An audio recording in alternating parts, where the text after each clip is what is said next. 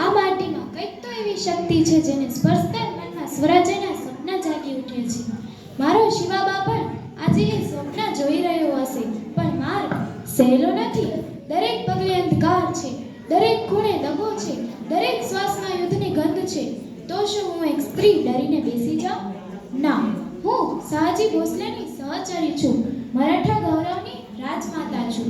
શિવાબા, બાળપણથી જ હું તને શૌર્ય કથાઓ સંભળાવતી, રામ અને કૃષ્ણની.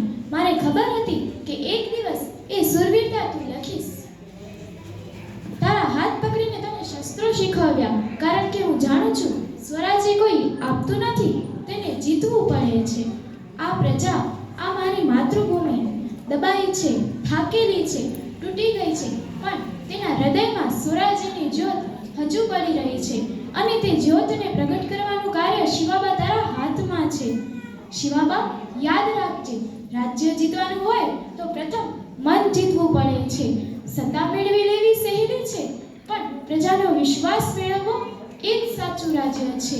મારા બાળક, તારી દરેક જીત મારી જીત છે, તારું દરેક દુઃખ મારું દુઃખ છે, પણ યાદ રાખજે, તારો માર્ગ ન્યાયનો હોવો જોઈએ, ધર્મનો હોવો જોઈએ, અને પ્રજાના કલ્યાણનો હોવો જોઈએ. દેવ બાળક, તુલા આશીર્વાદ દેવો, અને જે સ્વરાજ્યના સ્વપ્ન મેં જોયા છે તેને તું હકીકત બનાવજે. ભારત માતા કી